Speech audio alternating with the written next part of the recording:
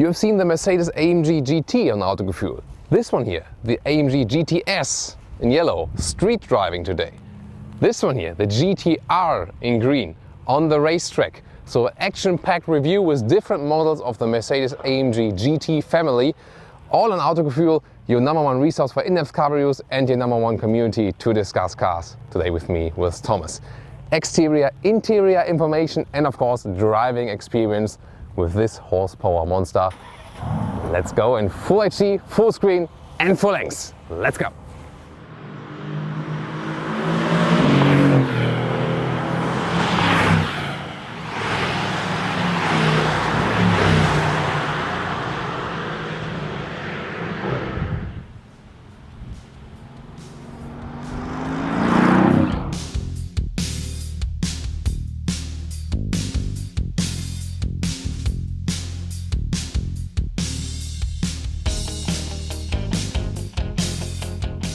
So all Mercedes-AMG GT are covered with the so-called Panamericana front grille, and some love it, some hate it. Tell me your comments. I think the car itself is just a pure beauty.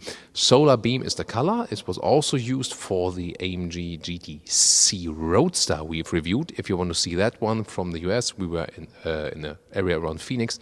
Check that one out, because today it's really rainy outside, therefore we are now inside to have a detailed look here also on the carbon fiber front lip. What do you think about the design with a huge star in the front? 2D, however, because the sensor is hidden behind it, and LED headlights standard on all models. 4.55 meters or 14.9 is the total length of this sports car, and we have several interesting design features. First of all, here in the side profile you see how long the hood is stretched, also reminding us of past great sports cars. This one here on the side is just pure decoy element, and interesting that in the front we have 19-inch and in the rear we have 20-inch alloys, so that makes the car leaning a little bit forward visually, and here also with optional ceramic brakes. So those ones, well, they tend to squeak a little bit if you don't use them too hard. They make more sense for the racetrack. The only good thing is, well, they're super expensive, but the only good thing is you have to clean your alloys less often because there's not this typical braking dust from the normal disc brakes. Fun effect for sure. So then, of course, this very strong shoulder area. This is all about design, and I think, you know, the car is even more beautiful when there are some raindrops on the silhouette here. Such a beautiful area, especially right there. Or what do you think? What a flat perspective also from the rear. Here also with the AMG GT and the GTS, as it is right here. It's also a small flexible wing. The GTR has a fixed one, you will soon see that. Another difference is, I mean, the rear is already very wide, and also with those very slim and wide LED taillights. But then the GTC and the GTR is 5.7 centimeters wider even in the rear. That's the difference. Here also with a carbon lower lip, and well, the actual exhaust are placed inside. So this is just the decor element on the outside.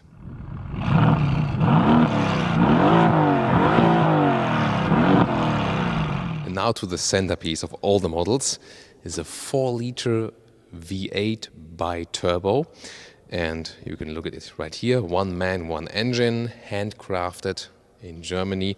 And this one here is a GTS, but it starts with a GT, 476 horsepower. Then the GTS here, 522, then the GTC, 557, and the GTR with 585. And the acceleration figures drop down then, and it starts with about 4 seconds for the GT, then 3.8, and goes on to finally 3.6 to 100 kilometers or 62 miles an hour. So it's basically just the engine setup, you know, for the horsepower tuning. The basic engine is the same, but prices go up way higher. So I would always go with the basis version. It's the most comfortable for the city ride and the cheapest one actually. Of course, today here with the GTS and also the GTR then on the racetrack to show you what it is capable of from the maximum racing perspective.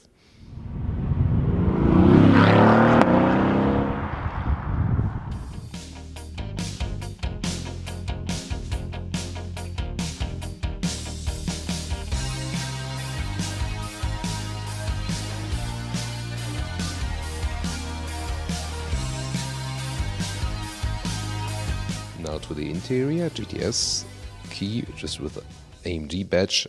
Other than that, nothing special. Then let's open up. Ooh. So, the interior, my favorite, with the microfiber cloth, and then also leatherette is being used. Great building quality, but I mean, it's the price. I mean, it should be. Then there's the AMG illumination entry cover right there, and then seats where there are normal sport seats. Then there are those even upgraded super sport seats, bucket style like. I would not go for them. They are less comfortable. If you pick the one for your everyday driving, go for the normal standard versions. However, surface-wise, interesting. The GT comes with a fabric and then leatherette outside, fabric inside, leatherette outside. Then the GTS, as you see it here, with Dynamica, microfiber on the inside and Artico leatherette on the outside with the base setup. Only the GTR then features real animal skin on the outside. But in general, Mercedes sports cars are quite sustainable from this surface materials from the inside, at least standard. You don't just not going for the options, then that's important. Also, some microfiber on the inside here, and the whole steering wheel here. This one is the AMG Performance steering wheel, all in Dynamica microfiber, and that's really lovely with contour stitches from the inside. And yeah, I mean, some say, it wears out faster, but it has so many advantages. It keeps you warm and it doesn't get cold at the same time, depending on summer or winter time. You have good grip and everyday driving comfort. I would always go for this steering wheel. And I mean, if I pay $150,000 for this vehicle, and then I say, oh, it's really too worn off for me now, I mean, then just get it wrapped new for 200 euros or whatever. That shouldn't be a problem. Seating position here, as I said, really low, extremely sporty, and not good for a long time comfortable run. Then you're better off with a Mercedes SL.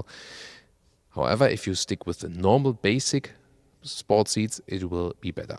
I'm 1.86 m or 6'1". Still leave some headroom right there. And that's actually quite okay. It was all basically the same in the Roadster. You can also compare that.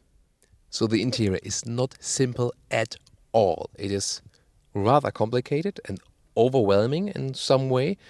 But of course, very interesting in this case. And you have those, huge vents here. All very, pompous, extraordinary carbon fiber cover. Strong wrap here, everything. Then the great microfiber cladding, huge middle console, again with those round knobs. I would prefer it a little bit more simplistic, I would say. But then again, the elements for themselves are somehow very interesting again. Volume knob here, then you have controls, for example, for the exhaust that you can put it a little bit louder. Infotainment is controlled right there with the screen here, no touchscreen whatsoever yet. The climate control is still separated, so you can, control it right there. And you also have some storage space. We will soon show you that. The glove box I can show you here is, pretty much non-existent. Same goes for the inside of the doors. Hardly any space in there. So it's probably the least versatile Mercedes there is. As for the instruments, you can see here the classic one left and right. And then there's a digital screen on the middle part. And you can have the classic Mercedes view for all the, for example, GPS and stuff. But there's also special AMG view, and that is right there. And then you have some more performance and temperature graphics and G meter and whatsoever. So my favorite part of the infotainment system is here vehicle data or engine data. I mean, the visualizations is really nice. You can see the angle while the wheels are turned. Also the engine data, and you can, when you switch the ignition on, should be pretty loud in this hall here. Whoa. There we go. And also, you can have the normal GPS, but it's a little bit complicated how everything is sorted out, and also when you enter an address and so on. It's dated a little bit meanwhile, and I was never really satisfied with the logic of the Mercedes infotainment system. However, the visualization and the speed it is operating is quite fine. Telephone you connect via Bluetooth, that's the fastest way here, and that's also okay. And you have this widescreen format. However, I'm not sure why should you keep those big frames. You can just, put it till the end or then make the whole unit smaller, couldn't you? So, cup holders are right here underneath this carbon fiber cover, or you can also again close it. Nice surface, good building quality. You control the infotainment system here, just in detail again, and the other knobs, for example, for driving mode right there. You can switch them. I will talk about that when we drive the car. Start it here. Suspension settings, and then this AMG driving selector. Oh, isn't it cute? You put it here in D mode, for example, and ooh, brum, brum, brum, brum, the exhaust button right there.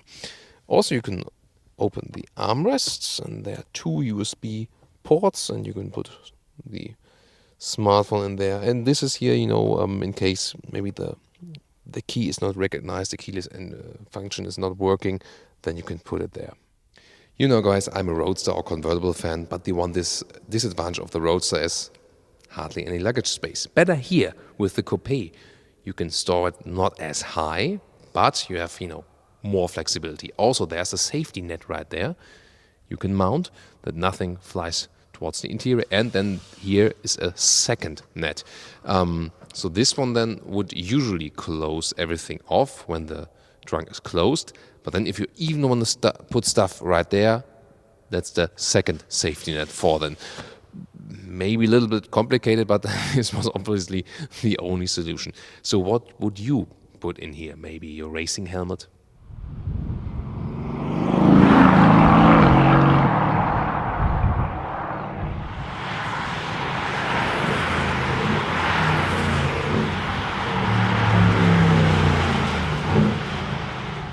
And now to the GTR in the rain. Isn't it beautiful again how the raindrops form on the vast hood area here? It's just, for you it's very comfortable on your sofa, but not for me. But I enjoy doing it for you anyway. Well, from the front you see it's even lower, even wider, but you see the basic AMG GT look, of course. The main difference is rather in the side profile, because when you look in closely, contrast to the green hell color here, it's really called that way. This is a carbon fiber roof to bring the weight down a little bit more. And then soon we will also see on the rear with this fixed wing. And also we have some more drastic elements here on the side. So of course even more racy the whole vehicle for sure.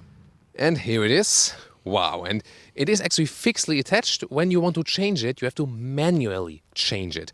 And also you can see here this 5.7 centimeter wider rear.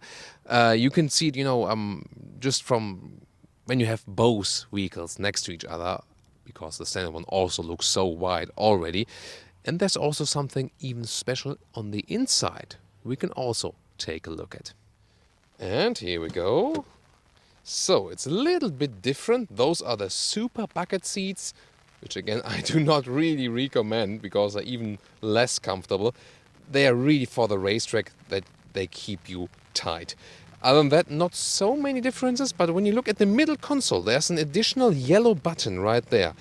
And this is even because when you're in the race mode in the normal cars, there's still some traction control left. And when you then turn this yellow button, you can rule down the traction control here exclusively with the GTR even further. And now special inside, you can see the V8 engine unveiled here in this cutaway model. And what's also interesting is that the center drive shaft, usually in aluminum, is here in the GTR covered with carbon fiber. And that makes it 40% lighter and stiffer at the very same time. Moving towards the rear, we have a limited slip differential for the rear axle. And here you can also see the rear axle steering. See, it can be changed in angle now, otherwise those parts would not be there. So very interesting how this solution was solved on a technology basis. And again, it's just some slight angles, you could hardly see it, but it has a massive effect on how the car is driving. Well, what a nice lineup here to show you some more different colors and vehicle variations. Here another GT S in silver, a GTC Roadster. We had that one. And this one here was the first one we had once in a review, a coupe, just a GT, the plain GT. You see, they all are, have pretty much resemblance. And one particular vehicle I want to present you here too, and this one here is the GTC as a coupe now. So far there was just GTC as a roadster. The GTC is basically between the S and the R, so 557 horsepower. And well, it's a little bit, you know, confusing that it's now also available as the coupe, but this one has a special reason.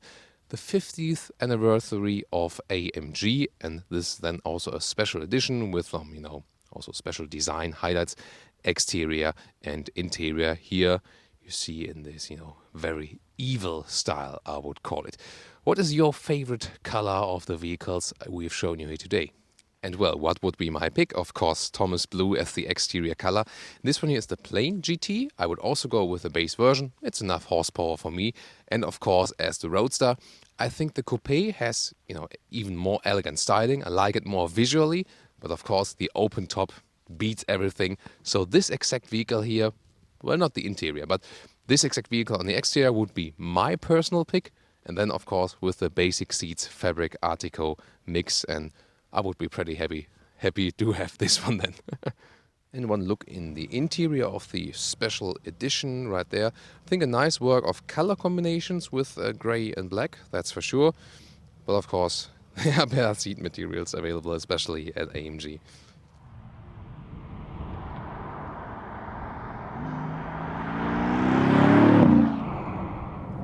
So, to normal driving, the Mercedes-AMG GT, in this case here the GTS, and the 4-liter bi-turbo V8, here equipped with 522 horsepower, 3.8 seconds to 100 kilometers an hour, the acceleration, or 62 miles an hour.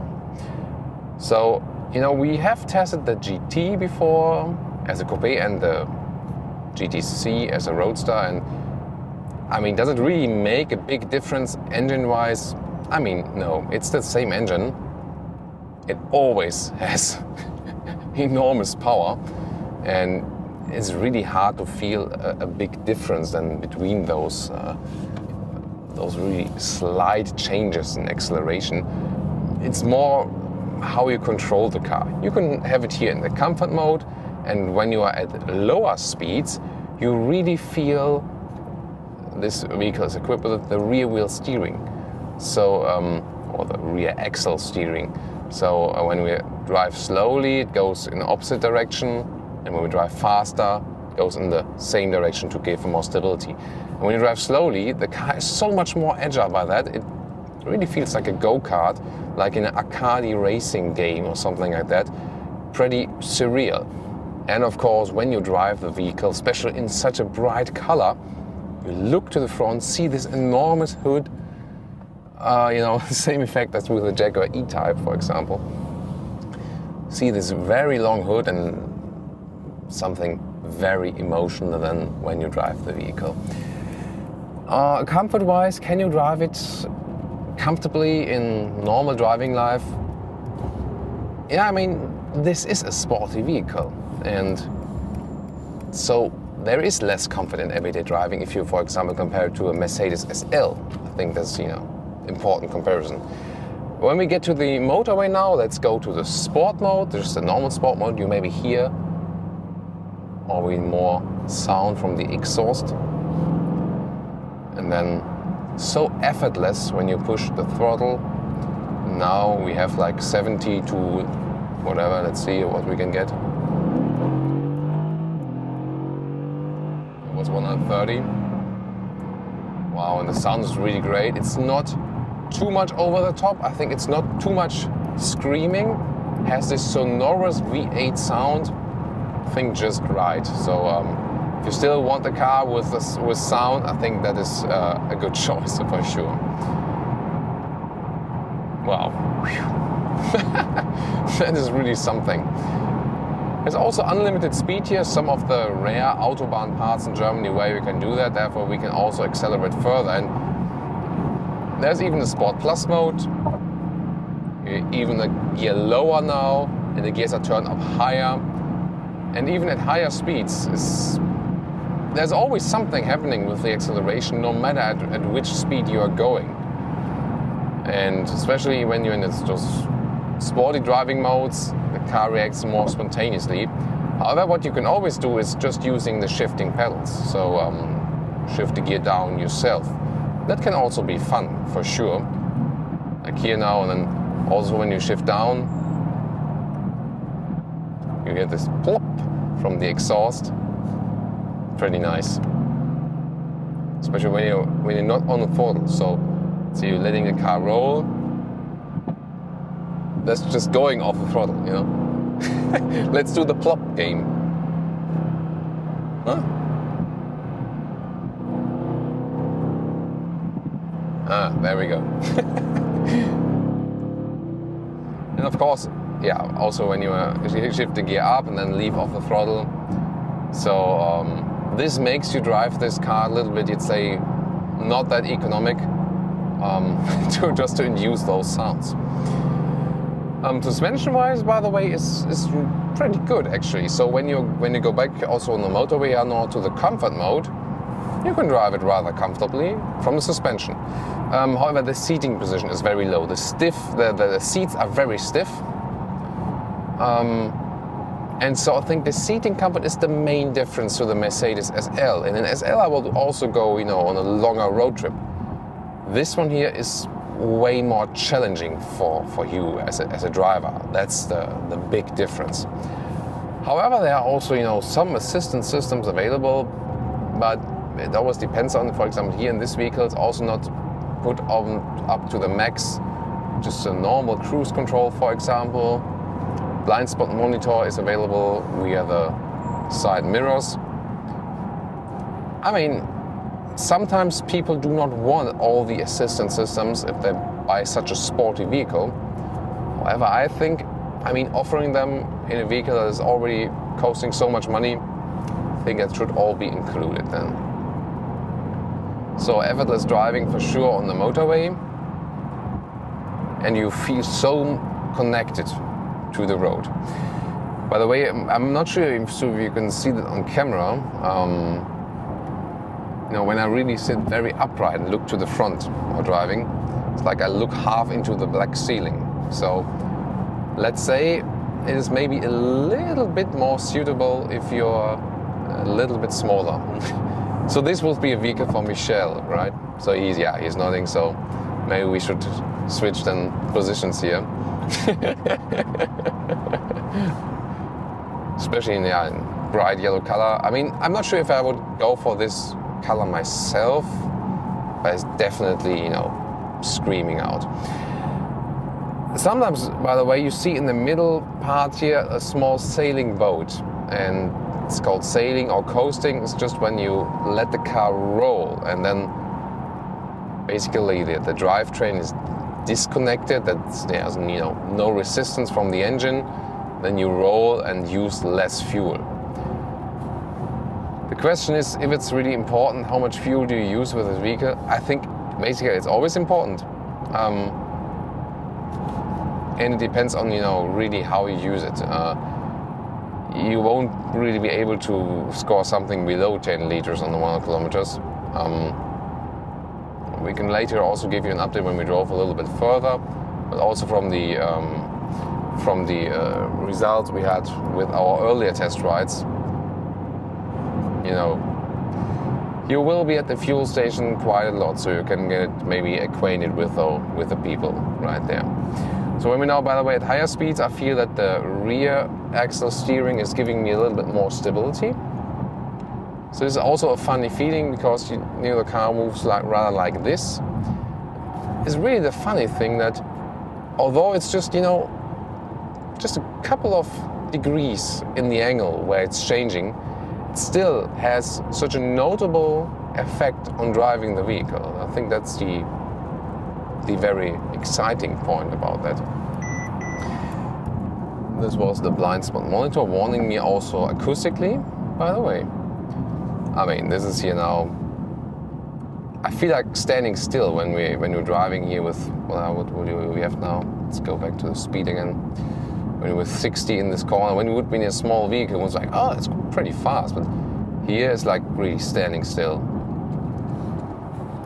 So, moving again to the next motorway. So I think in the comfort mode it's really really good to drive. Also can be silent from the engine.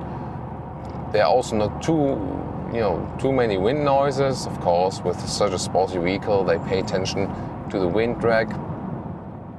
Talking about the wind drag, when we're at higher speeds, the small wing flips out automatically behind us. We can also activate some functions manually. For example, with the suspension, we can put the suspension to sport, and then it's really stiff. I mean, when the road is even as it is at the moment, it's not too big from a difference, but as soon as it gets bumpy, then it does make a difference, and you do feel better with the normal, non-sporty suspension. The car is sporty enough. I mean, on the racetrack, it's good to have such a function, to have even more control. But here, wow. It's like every lane change makes you feel you just passed another corner at the Nordschleife. That is really, well, yeah. So definitely a strong competitor to the 911, also with the everyday driving performances. A lot of people have asked me which one is the more comfortable, a 911 or this one here. I feel that this one here rather goes in a sporty direction. So if you want to be relaxed a little bit more and more comfort, maybe the 911 has more everyday driving comfort than this one here. If you really want to be challenged and you say, I've been driving a Mercedes SL. Oh, we have to get off here. And yeah, with this vehicle, it's actually no problem. So if you're going to say, like, I've been driving a Mercedes SL for 10 years now, and it's getting boring a little bit, I want to have something more challenging, then this could be suitable, as long as your lower back is still intact. So I'm now going to do some more city, countryside, driving, whatever. Pretty road, we can pass here, right? We'll leave some rubber on the ground there. I think not too bad. But you felt it was, half throttle or maybe, and still, there was some, of course, rear-wheel drive.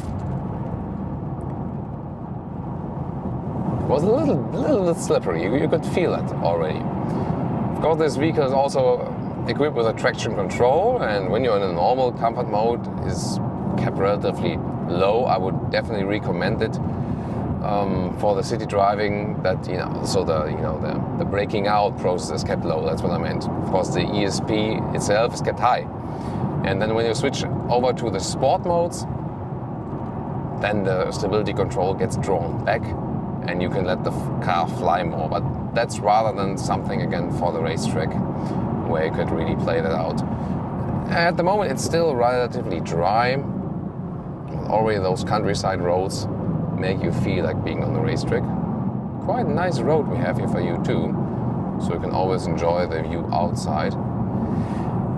And because the suspension is already rather stiff, I mean, it has to be for a sporty vehicle, we can also feel the bumps in the steering wheel, and in this case this is also desired, so the racer wants to have that, to feel more connection to the road.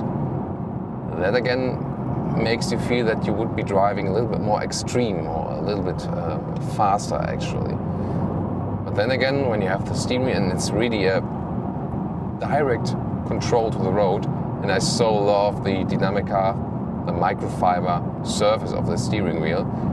When I'm driving slow, it offers me more comfort, and it's also not that cold in winter times. And the same with the seating surface. At the same time, when I want to have a rather challenging ride, like we have right now here, then have a very good grip at the steering wheel. And I bet Michelle also wants to have a good grip on the Dinamica steering wheel at the moment, because as a co-driver, you don't have a steering wheel to hold on to, and then you go like flat, brom, brom, brom.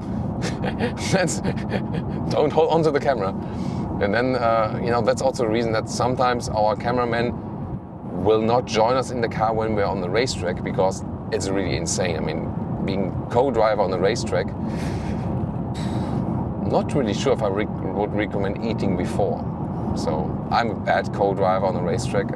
I hate it. I really hate it. So I really like to drive myself there. So I rather stay in the comfort mode usually most of the time, because you know, with some vehicles with some small turbo engines, you say, let's go into the sport mode, turn up the gears a little bit more. But here with the V8, with the sovereign power, it sometimes feels even better, you know, to have the car more under control, run it at a little bit lower up. Sorry, I have to get here. Yeah, spontaneous reactions from the vehicle, right? So you go with a little bit lower RPM then. Now to the right, yeah. Maybe I should put the GPS information to the middle of the display here, but then our viewers cannot see the speed. And of course you have to observe me, that I don't drive too fast, don't you? Nice winding roads here right here. So it's definitely a fun machine, so much fun to drive. I really like it that you can keep the engine at also at lower speeds and more comfortable and stuff. That's really good. And I mean, the really screaming out stuff, I'm not sure if you want to do it like every day with every ride. You can do that on the racetrack, for sure. Here, by the way, we're now with a little bit playing around 14 liters on 100 kilometers. I could surely bring that down even more when I really want to. Nice views to the sides. I always like to watch the side mirrors, by the way, because they have those, you know, this artistic form as well. It's always great to look at. Here again, some slalom test. Pay attention, you know, how I turn the steering wheel and how the vehicle itself turns. And some Mercedes steering ratios are, let's say, rather want to feel natural, but not that direct. But here it is surely, you know, among the most direct there is, which is also resulting again from the rear axle steering that is also applied. That's helping that too. So now on this nice road, here's some slalom, how effortless again, and you can really see like a 1-to-1 translation from steering wheel to the road. So definitely a fun machine. So what can you say against it? I mean, I'm happy I have the Dynamica seats here. They also keep you tight, that you don't swim around to the right and the left. So you're a little bit stickier than in the seat, and also better for the climate comfort. But again, the long-term seating comfort would be just, you know, the one thing I have a little problem with. So you have to be aware of that, or maybe just test it yourself.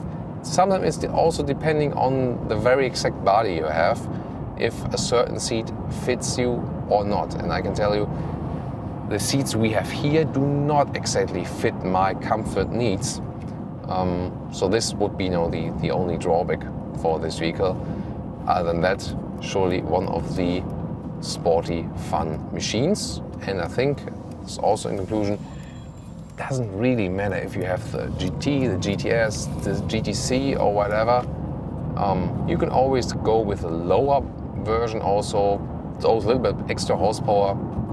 They don't really make the difference. I would rather seek a good price performance deal. They are as fun to drive as, you know, as all other versions.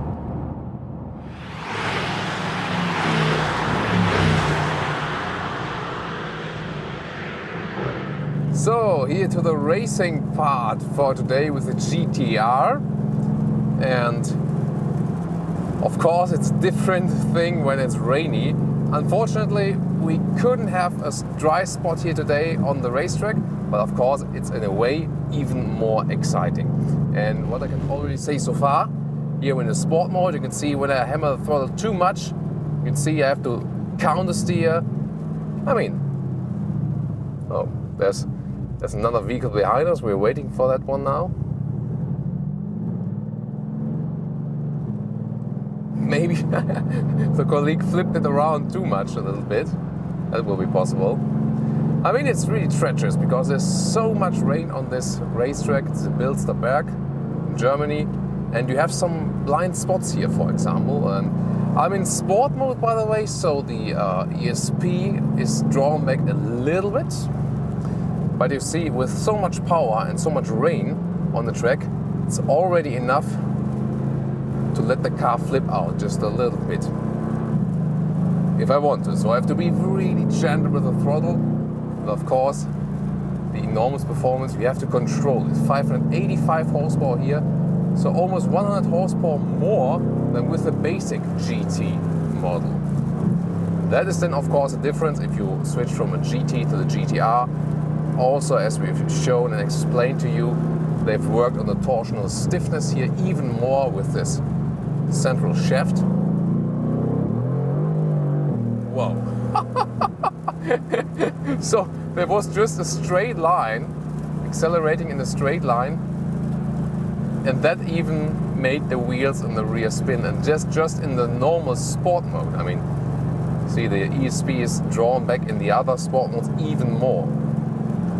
So, I mean, you have to be really careful here when it's wet. And the thing is, when you test it here on the racetrack, it shows you also something for the normal driving in city driving, you know.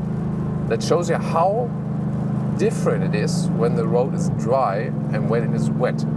Because when it would be dry here now, how we could race. Also, if you can compare in this very video, the GTS we've driven on the dry road, and then here the GTR on the racetrack, you know, the dry part with the GTS on normal streets looks more racy than this one.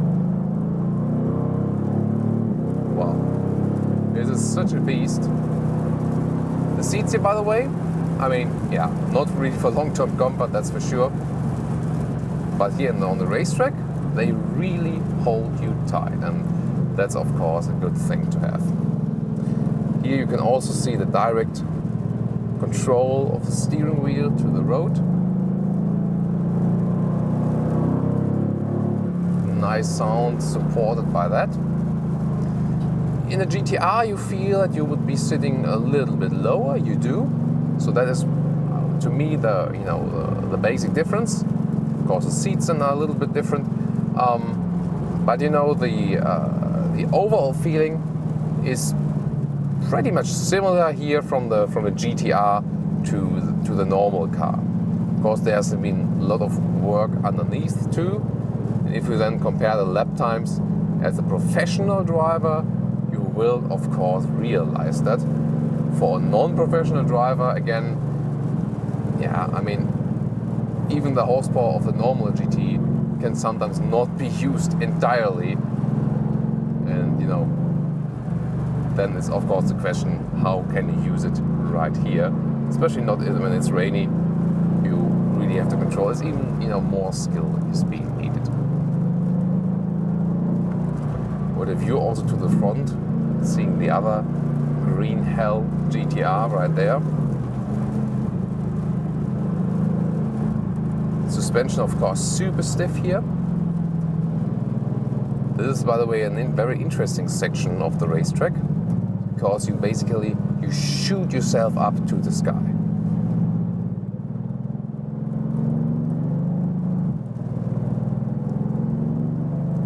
So remember driving this part here, also with a 911 Turbo S for the very first time. That was dry at that time. Then you can really go with so much speed over there. Here also very interesting section with going over the curbs here, for example. When it's wet, of course, it's even more dangerous because it can really slide you off. And then this big straight. And here we also got some gravity cavity, as you can call it. So it's happening actually right here, and you get pushed down a small hill, and here now, down there, and when you're really fast, you feel all the G-force putting you down. So that's really interesting for sure. The rear axle steering, by the way, is standard for the GTC, which is now also available as a coupe. Was just before as the Roadster, it was GTC, and GTR have the rear axle steering standard, and the GTS optional, just not available for the normal GT model. Also a lot of spray then from the car in front of you. And if you think about, you know, those, you know, for example, Formula 1 drivers who are even sitting outside in the rain race, when they got this spray then in front of their side, how difficult it fast for them actually to really drive properly.